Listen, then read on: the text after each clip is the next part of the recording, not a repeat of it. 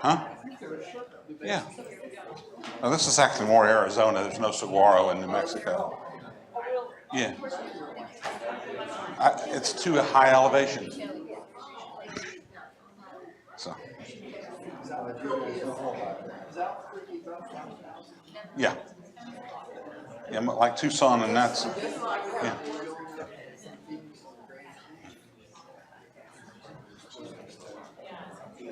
Okay.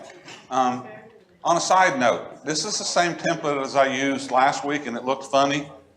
And this is what it was supposed to look like last week. So, well, it looks different than what it did. And so I decided to reuse it this week and see what happened, because I've used a new template before where the first time it showed up here, it didn't look right, and then the second time it did. And it's not anything I did or anything those guys did. It's some sort of weirdo Windows thing where they're a little bit stubborn until they finally catch on. So tonight in our class on making decisions, this is the next to the last class that we're talking about. We're going to have the theme of ask yourself. This is something that we all wanted to do all along anyway, was ask ourselves what we wanted out of this particular decision. And so tonight you're going to get permission to do that. Let's try that. So when making a decision according to the will of God, one can still ask questions like, what do I really want? Or what is in the best interest of my family, my congregation, or myself? These are legitimate questions, and we should still ask these types of questions. And these questions can also help us make the best decision possible. So we're going to focus on that as our theme. Review. We all make decisions every day. Our decisions do reflect our core beliefs and values, and they will reflect what we actually believe if that's not consistent with what we say we believe. So if there's inconsistency there, the way we decide, that's our belief right there. We should know the will of God when making decisions and choosing accordingly. Making decisions in harmony with God's will offers both earthly and spiritual benefits. You're going to live better, you're going to live healthier, you're going to live more satisfied life on this earth, and then there are spiritual benefits to come that we will reap from making the right decisions. And the Bible can offer us guidance in making these decisions, but it may not address our specific decision. There's no verse in the Bible that's going to tell you what kind of a car to buy, what kind of a house to buy, or anything like that. There are verses in the Bible that might tell you you need a house, you need some form of transportation, and be wise about choosing it. We can also ask God directly for guidance through prayer. Pray and then allow God to show us the path, or we can ask friends, family members, or fellow Christians for advice. We call this asking for counsel. This can be a very beneficial part of the process as well. When asking for advice, choose counselors who are knowledgeable about the decision and have your best interests in mind. These are both really important. You can ask me questions about some things that I have done, but don't ask me for fashion advice. About all I can tell you is what color a t-shirt to wear with your blue jeans. Other decisions, maybe a little bit more relevant information. Also make sure that the person really does have your best interest at heart. It'd be very surprising, or not really surprising, when you ask somebody, what you should do in a particular situation or how I should make this decision, and somehow or another it magically reflects what they want you to do rather than what you need to do. So you want to avoid that. When asked by someone else to provide counsel to them, make sure you are knowledgeable and have their best interest at mind. If you're asking this of another person, and you have to, you've got to be willing to give that to the other person. But if you aren't a good fit for their need, for their decision process, point them to somebody who's more capable. I mean, it's okay to say, I really can't help you with this. I don't know enough, or this is a legal situation. I don't have the skill set to do that, but maybe I can help you find somebody who can do it. So, any questions or comments before we get into our topic? Okay. Many decisions do not have a clear-cut or obvious choice. That's why we call them decisions. There are options out here, at least two, possibly more, and each of them typically will offer some sort of benefit or might have some sort of a problem with it. All of them, that decision is going to cost us something. So, we have to kind of weigh these things out. Sometimes we are deciding from several options where many or most of the choices are all good. You're going to go out to eat, on Sunday afternoon after church, and you go into the restaurant and they give you this menu, and you can scan down there, and I'll bet you can find, if it's a good restaurant, one of your favorites, there's probably 12 things on that menu that you'll be very happy to eat because, you really like that. Good options there. Sometimes we are choosing from options where none of them are good or desirable. For example, if you've ever had a major illness, sometimes the doctor has to come in and tell you, this is your problem and this is what it's going to take to solve it. And you might have to learn to eat different. You might have to learn physical therapy. You might have to have surgery. You may have to have any number of things, none of which sound particularly appealing, and yet you have to make a decision on it. Either way, which one of these options do we choose? That's kind of where we're going at. And you do get to ask yourself, what do I really want in this situation? So let's turn in our Bibles to Romans chapter 14, verses 1 through 8. And I'd like to have a volunteer read that for us, please. Somebody twitch, come on.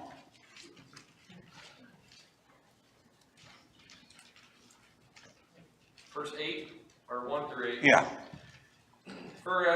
As for the one who is weak in faith, welcome him, but not to quarrel over opinions. One person believes he may eat anything, while the weak person eats only vegetables.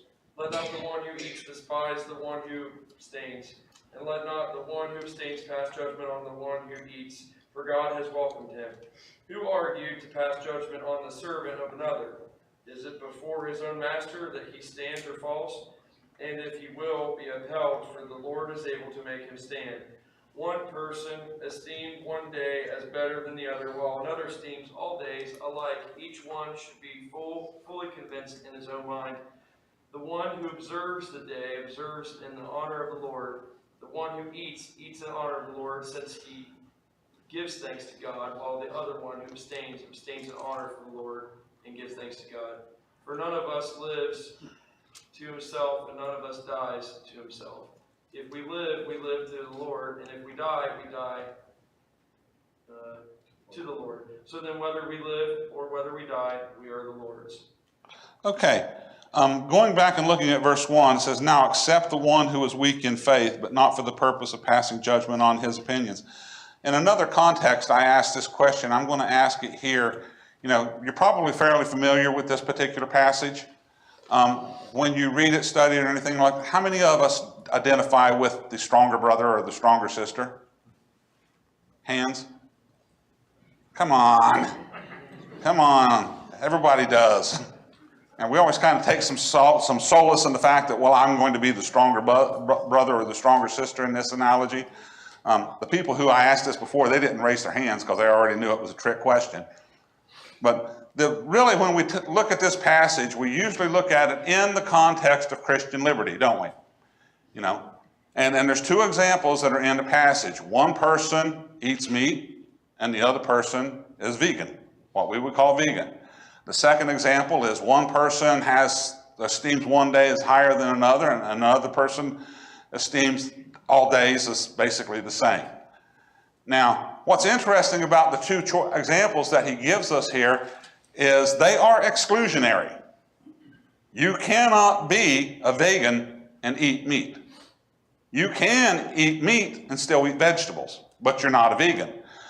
You can esteem a day as higher than another or not, but you can't do both. And then the other part that's interesting about this is Paul says, They're both right. How is that possible? It is. It's just one of those things it is. And this is not the only two cases that you could make this kind of an argument with. This is the two that he uses here, but there are many different things about that. And, you know, you could pick one of these. You could decide tonight you're going to be a vegan, or you're going to continue to eat meat, or maybe you're going to start eating meat and stop being a vegan. What you're going to do with esteeming days, kind of up to you. If you want to drive other people crazy, do something like, you know, I'm going to be vegan on the odd-numbered months, January, March, May, and I'm going to be a meat eater on the even-numbered months like February, April, June. You know? And, you know, at that particular point, you know, some of us are going to look at you and start screaming, just be consistent. But you could do that under those circumstances, and you could do the same thing with the days. But the point is, you can make that decision for yourself, and it's okay. And there are a lot of other avenues that you can make that decision for yourself, and it's going to be okay to do. We already talked about all of that. So, since both are correct, we as individual Christians can choose either option. And in this passage, Paul is pointing out that both choices are fine, but choosing to argue about them or force one's opinion on somebody else, that's a problem. So, my favorite holiday is Thanksgiving. That's the one where you sit around and you eat, and you have, you know, your family around and things like that, and you turn the football game on the TV and everybody passes out from the tryptophan and turkey. You know. There's other holidays I like, but that's kind of like my favorite, and you would have your favorite. Christmas is okay, especially when you have grandkids and things like that, or children, you know, in the house. That's a fun holiday. But kind of neutral about that particular one. Some others don't even care. Arbor Day, whoop-de-doo, trees, yay.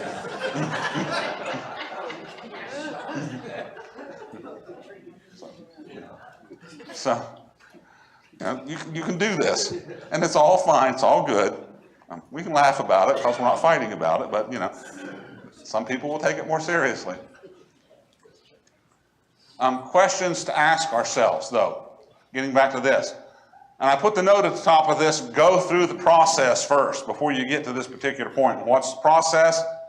Ask the Bible, ask God, ask for advice. And now we got to this particular point, what do I really want in this decision? I think that's an important question, but it's not the only important question that you should ask. How does this decision affect other people who are important to me? If you have a family, you know, you have kids or something like that, the decision is going to cost you some resources of some kind in this, time or money or something like that. How's this going to impact them? Are they going to get a benefit out of this, or is this strictly for my own gratification? That's a sign that maybe this isn't the best decision to make here. What resources are involved in this decision? You buy a car, and you need a car in American society pretty much. You know, if you want to go anywhere, we just, you know, especially living out kind of country like this, mass transit's not really an option. Uber's too expensive and things like that, so a car is a pretty good option. What kind do you need? What's it going to cost you? Well, it's going to cost you the cost of the car. It's going to cost you whatever you're going to fuel it with, whether that's gasoline in most cases, or if you've got an electric vehicle, it's, you know, you're going to have to do that. You're going to have to take care of it, aren't you? So, you know, these are the sorts of things that we might want to consider in making that decision. What are the resources this thing is going to cost me? And, you know, when you start adding it up, then maybe that says this Rolls Royce you've been craving that I used as an example in an earlier class isn't going to make the cut because it's overall too expensive for you. What is the most effective use of those resources? Consider when you're buying a car, this is a resource that you are going to use. You kind of need it to get around in this society. If you try to go a week without a car, you're going to go nuts in this society, and you're going to spend a lot of money on taxis and Ubers and all these other types of things. So it is a resource that you're going to need. Or is there a better way to use the resources that I might have to commit to this? And so what we would do in a situation like this, economists like to think of people as very rational in the way that we look at things. And so the economist says, well, when people are buying cars, they're going to look at the cost of the vehicle plus the cost of the operation of the vehicle plus the maintenance of the vehicle, and they're going to average this out and come up with a key performance indicator, like what is the cost per mile to operate this car. And then based upon that, we will plug in these various brands and things like that, and we will calculate that number, and whichever number is the best one, that's the one that we're going to buy, right? No. That is not what we are going to do. That is a perfectly rational approach, but you know, for most of us, the most important question is, can I get this thing in blue? You know, or red, or whatever your favorite color is. That's what we want, is, you know, what's the top speed or something like that? You know, does it have a sunroof? Those are the things we're asking. But it's still a reasonable question, isn't it? What's it going to cost me per mile to operate the vehicle? And I've never done that. I've talked about it a lot, but I'm too lazy to do that, just like most everybody else that I know. So, major decisions that we all make. We're going to pull an example also out of the New Testament. The second most important decision we make in this life is marriage. Anybody know what the first most important decision is? Being a Christian. Yeah. So that one has eternal consequences. The marriage can too, in terms of the impact of helping each other get to heaven. It is the second most important decision that we will make in this life. It is also the most intimate decision that we will make in this life. So Genesis chapter 2 and verse 18, then the Lord God said, it is not good for the man to be alone. I will make him a helper suitable for him. And we know from that, at the very beginning of history, God says, Adam's not good alone. He needs a woman to go with him. He needs his equal to go with him, and they will go walk this walk together, and he makes her. And they kind of mess it up after that, and other things go on, but that was the plan all along. And so, if you'll turn in your Bibles to 1 Corinthians chapter 7, verses 1 through 9, let's read that passage. Volunteer, please.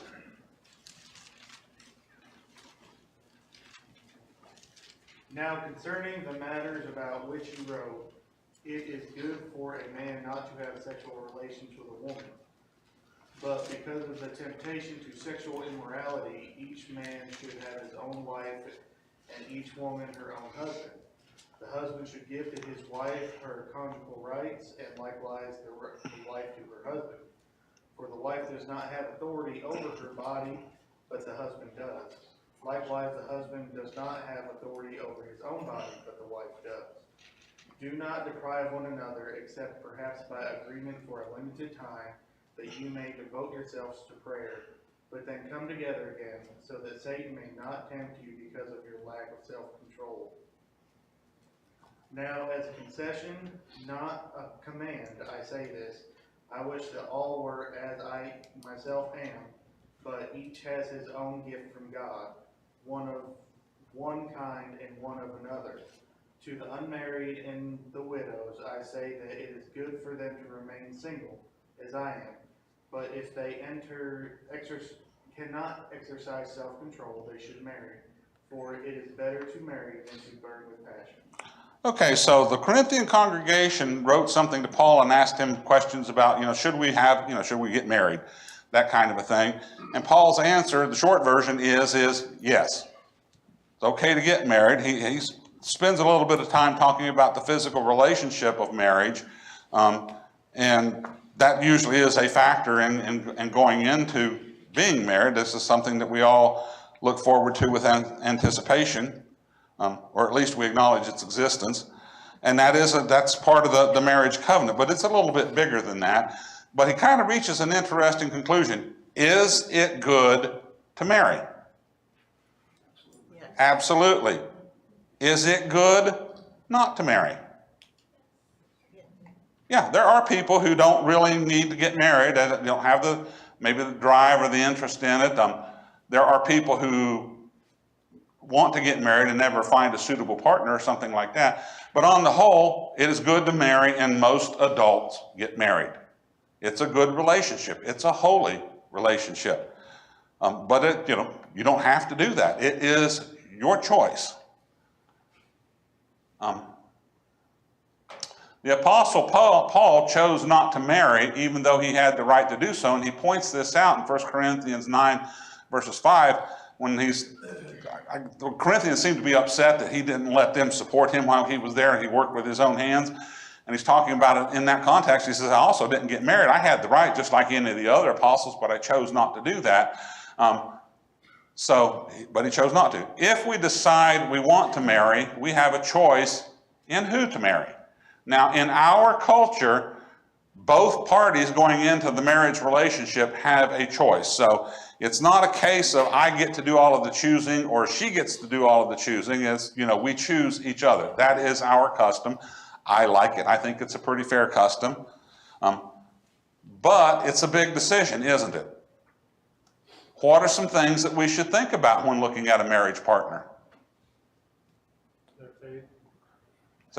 Their faith. Yeah, their faith, especially as a Christian, the person I'm marrying a Christian. If they're not, this could be a problem.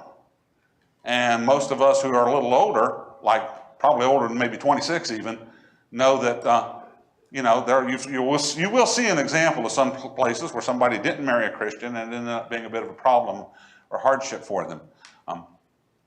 Some other questions. Do I find this person appealing or attractive? Everybody wants to marry the hot person, don't they? That's the one we always want to go, she's gorgeous, I got to try to get her number, that kind of a thing. Or I got to do this to get this guy's attention because he's just off the wall handsome. I don't go so much for attractive, as much as appealing. Basically, do I enjoy this person's company? You're going to spend a lot of time with this person's company. If there's some rough edges around there or something like that, you might want to take that into consideration. What am I willing to sacrifice for this person? Oh, you didn't think of that, did you? I have to invest in this relationship. What am I going to give up in this particular relationship? What if this person's high maintenance? It's a couch for you, isn't it? Yeah. This is a couch. Forget it. Don't worry. Does this person want children? That can be a sore spot. Some people don't want children, and that's perfectly fine. That's a decision that you make, and that's okay, And then ask these same questions from the other point of view here. Because it turns out going into this marital relationship, maybe I'm not the prize here. Maybe she was the prize. So does she find me appealing or attractive? Jackie was the prize. Yeah, she's the prize, yes. I'm not the prize. I won the prize, In the game of marital lottery, I think she lost, okay? But does she enjoy my company? Well, she does now. She's kind of gotten used to it. What's she willing to sacrifice for me? Well, she does a lot, Again, that's part of being the prize in that particular situation. The children answer, that's sailed already, so we already know all of that kind of thing. But it's good to reflect on that from that person's point of view too, because you gotta bring something into the relationship. So these are good questions to ask about somebody that you were looking at to marry. And if you don't get past the first one, if they don't pass the first one, then something needs to change. And it might be time to say, let's pause on this particular line of thinking here and let's sit down and talk about this, have a little study, and let's see, what we can make out of this thing. That's always a good option too. But these other things, they're important factors as well. Any questions or comments? Yes. I think Jesus talks about counting the cost when he's teaching the gospel. Mm-hmm. I think he's saying exactly what you're saying. Yeah. Count the cost. Yeah. Always count the cost. And count the cost of obeying the gospel. Count the cost of not obeying the gospel. Other major life questions that we might have to deal with here. What should I do to make a living? Do you need to make a living to support your family? Yes, you do. 1 Thessalonians teaches that. Other places and passages of Scripture teach us, we should be busy doing productive work, making an income to support our family. What are my career goals? Is my goal worth the cost? And I'll give you an example of some people that I have known who've paid what I think was a cost that was too high, was wanting to rise to an executive position in a major corporation and things like that. The long hours that they had to put in, the time that they spent away from their families and things like that, and they've wrecked some relationships because this career goal was more important than the family. You know, I'm not saying don't have a career goal. I think that's a really good idea to have a career goal and to have some ambition and things like that, but always count the cost. Make sure that the cost of achieving that is not too high to pay. And sometimes just have a little patience and let God work it out. He may put you in that position anyway because he needs somebody like you who's tempered and patient and knows the ropes to help the people along in this particular position. Where should I or we choose to live? There's a cost that goes with that. What house should I buy? Well, you got to have a place to live. Most of us start out renting, but kind of one of our goals is got to have a house. Sometimes you go to the house that, even when you didn't want to, don't you, Richard? I love my house. Yeah. Yeah. Yeah. You're right. Yeah. Yes, it was a terrible sacrifice. Well, you took one for the team there, so that's good, right. What friends should I choose? Everybody needs friends. It's a very, very rare individual that doesn't need some type of social interaction with other people. And a good friend is a tremendous asset. Iron sharpens iron, so one man sharpens another.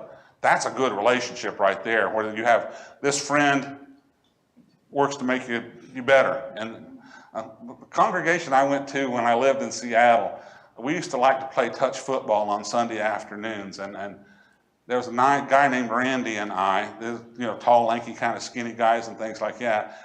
And when we got on the same team, now this is going up against guys that were muscly and all this kind of stuff like that. When we went up against the same, we were on the same team, they couldn't beat us. Nobody could figure out why.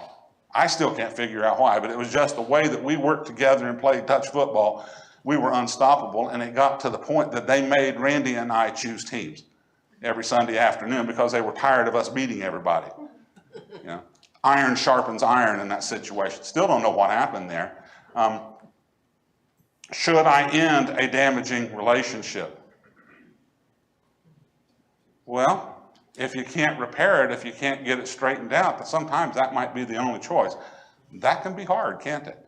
But it's a decision that you might have to make here.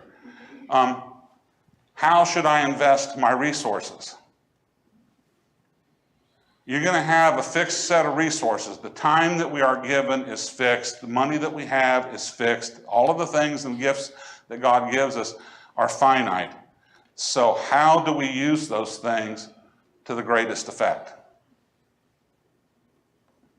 That's a good decision. That's a decision that's very, very much worth pondering about. So these are the types of things that, again, what is it that I want here? Well, one of the ways to make sure that you want the right thing is to want what God wants, isn't it? Let him lead you, let him guide you, and let him kind of show you the way on doing this. So that's, ask yourself, but ask a lot more than just what do I want. Ask these other questions too. Okay. Last week after class, Richard asked me a question.